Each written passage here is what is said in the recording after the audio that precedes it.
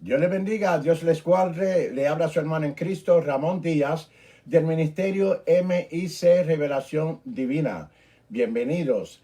Amén y felicidades a todos en el Día de Acción de Gracia, para aquellos que no pude felicitarles. Queremos intentar en resumir la serie conocida como las 5 solas. Tal vez no sea de mucho significado para algunos de ustedes. No obstante, muchas gracias por estar presente. Este ministerio lo entiende. Durante las últimas 10 sesiones bíblicas, de una forma u otra, hemos mencionado las 5 solas de la Reformación Protestante. Durante la lección de hoy queremos nombrar cuáles son las 5 solas, aclarar por qué son de vital importancia y afirmar que son bíblicas las 5 solas. Las 5 solas en sí son 5 frases que provienen de las escrituras, mayormente del Nuevo Testamento. El término solas viene del dialecto latín, refiriéndose a la palabra solo o solamente. En nuestro comienzo, si bien recuerdan, pudimos empezar con algunas de estas 5 solas. Queremos darle la lista de estas 5 solas. ¿Cuáles son? Número 1, sola escritura, que quiere decir solamente las escrituras como autoridad máxima. Solo fide en latín, en español solamente por fe. Sola gratia en latín, solamente por gracia. Solus Christus en latín y en español solamente en Cristo. Soli Deo Gloria, solamente gloria a Dios. Queremos hablar sobre la importancia de estas 5 solas que lo hemos estado haciendo ya como por un mes o más. Para los siglos XVI y XVII, los reformadores utilizaron estas 5 solas de forma colectiva, que quiere decir las 5 sin dejar una de usarse, usándolas como principios fundamentales de la Reforma Protestante.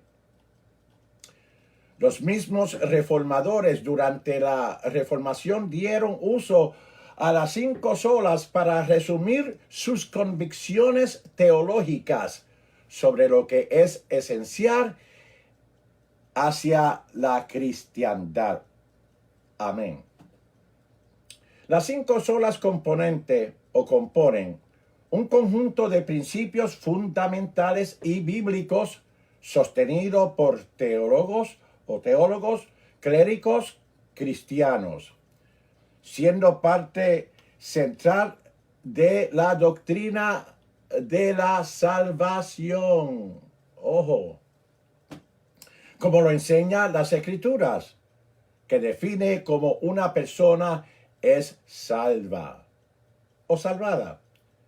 Me he dado cuenta que cada vez que se hace uso de estas otras frases o similares, por ejemplo, cuando Dios en las Escrituras habla de que nos eligió, nos llamó, regeneró, convirtió, santificó, justificó, Amen, predestinó y glorificó. Casi siempre se hace mención, ¿verdad? Que se oyen estos términos, se mencionan a hombres como San Agustín, católico, Martín Lutero, católico, Juan Calvino, Jonathan Edwards, Aquino, Knox y otros. Pero nada de estos hombres viene de, ¿verdad? Nada de esto en cuestión a las solas vienen de ninguno de ellos. Todos estos temas mencionados anterior, incluyendo las olas, todos estos temas surgen de Dios Padre, su Hijo Jesucristo, la tercera persona de la Trinidad, el Espíritu Santo. Luego los apóstoles, especialmente el apóstol San Pablo. Así que cuando hablamos de las Escrituras, siempre reconozcamos que esto viene directamente de parte de Dios, inspirado por el Espíritu Santo a los apóstoles. Por cuanto hay problema para entender lo que es la salvación, queremos declarar lo que enseñan las Escrituras sobre la salvación. Romanos capítulo 3, su verso 9, dice: en el nombre del Padre, del Hijo y del Espíritu Santo. Amén. ¿Qué pues? ¿Somos mejores que ellos? Por supuesto, Pablo, judío. En ninguna manera.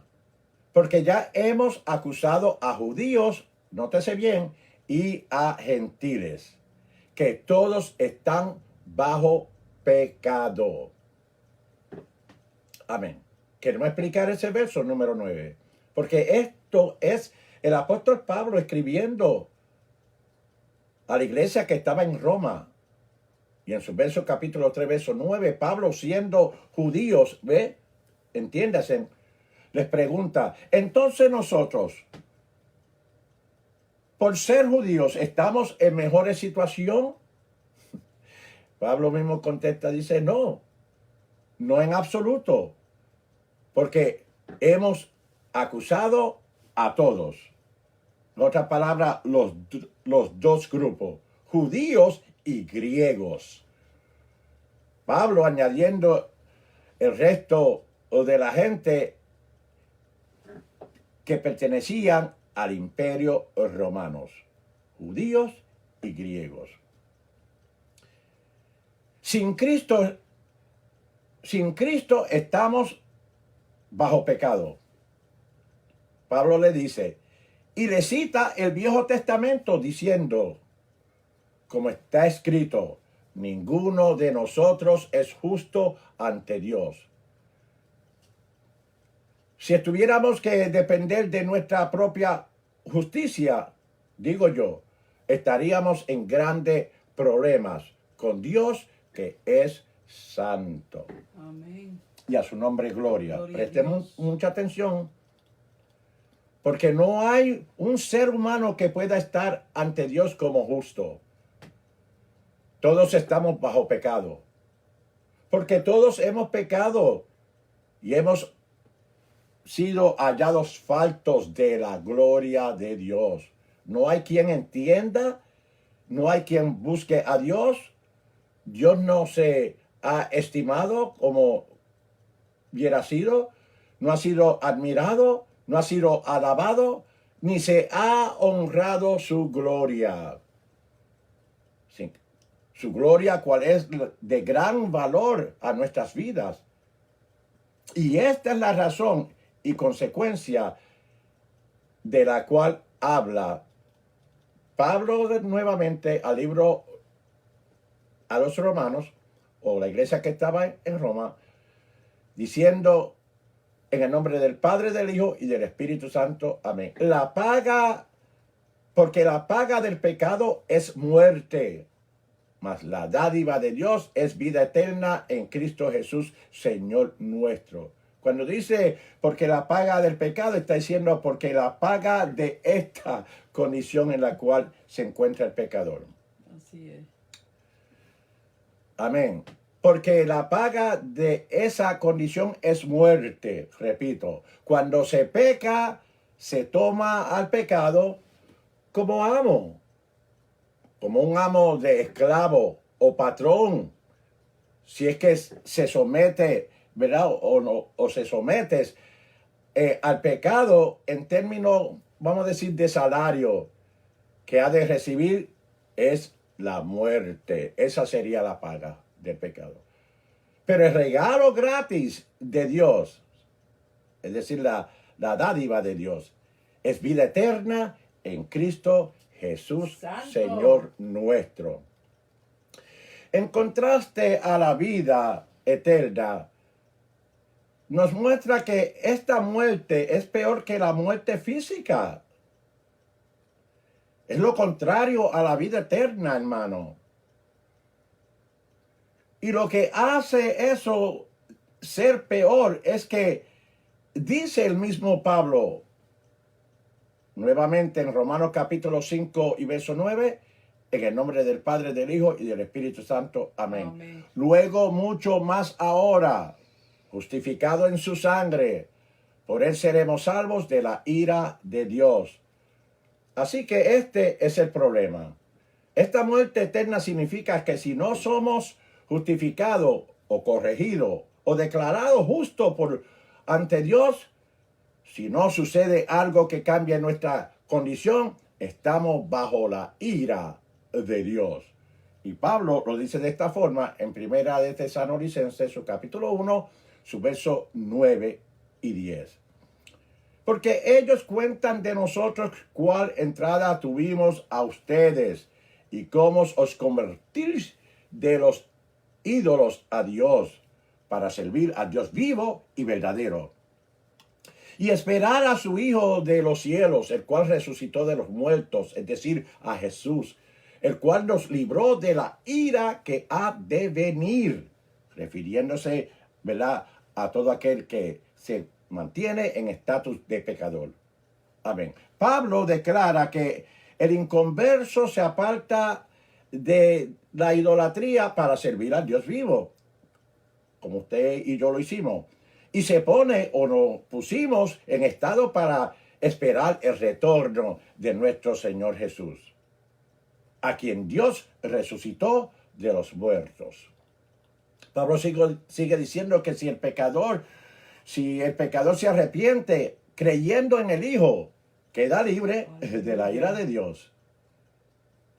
Aquí era donde estaba el problema, a la cual los de la reforma, ¿verdad?, se dirigían. La cuestión sobre la culpabilidad del hombre ante Dios versus a la ira de Dios. Efesios capítulo 2, versos 1, 2 y 3, ya le hemos dado lectura, volvemos de nuevo. Y de ella recibisteis vosotros que estabais muertos en vuestros delitos y pecados, que en otro tiempo anduvisteis conforme a la condición de este mundo, ¿se recuerdan? Entre los cuales todos nosotros también vivíamos en otro tiempo en los deseos de nuestra carne, haciendo la voluntad de la carne y de los pensamientos. Y éramos por naturaleza hijos de ira también como los demás. En estos versos se deja ver la verdadera condición de todo pecador, incluyendo nosotros antes de venir a Cristo. Sí, Señor. Éramos personas que merecíamos la ira de Dios. Amén. Éramos por naturaleza hijos de ira también, como los demás, como el resto de la humanidad. Así que no está hablando aquí sobre en un grupo en particular. Esto está hablando a todo el mundo en cuestión a pecador. Efesios capítulo 2, verso 4 dice así: en el nombre del Padre, del Hijo y del Espíritu Santo. Amén. Empero, excepto Dios, siendo rico en misericordia, por su mucho amor, por su gran amor con que nos amó, ¿verdad? Aún, el verso 5 dice, aún estando nosotros muertos en pecado, es decir, en nuestras transgresiones, ¿ve?, nos dio vida juntamente con Cristo. La verdadera condición de todo pecador es que es rebelde y contrario a Dios. Viven en un estado natural de ira merecedora y son espiritualmente incapaces de resolver sus propios problemas porque están muertos. ¿Cómo pueden alcanzar los pecadores, ¿verdad?, la liberación de la ira de Dios o ser libre de la ira de Dios? Conforme a Juan, su verso, capítulo 3, verso 36, dice así: el que cree en el Hijo, es decir, Jesucristo, tiene vida eterna, ¿verdad? Ahí hay escape, ahí son liberados. Mas el que es incrédulo no verá la vida, sino que la ira de Dios está permanente sobre él.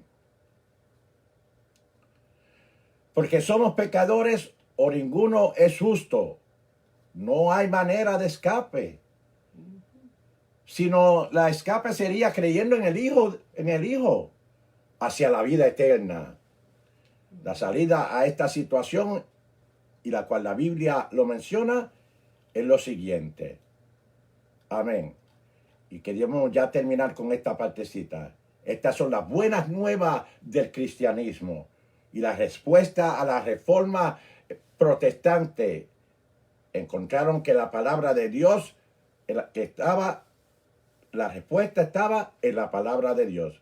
Y sigue, ¿verdad?, lo siguiente. Número 1, solamente por la gracia de Dios, solamente en la persona de Cristo, se recibe solamente por fe. Aleluya. Todo sea solamente para la gloria de Dios. Y la número 5 solamente las escrituras como la autoridad máxima. Dios te bendiga y Dios te guarde, y que estas enseñanzas te sean de grande bendición y de mucho desarrollo a tu vida espiritual mientras caminamos con Cristo. Dios te bendiga y Dios te guarde. Amén.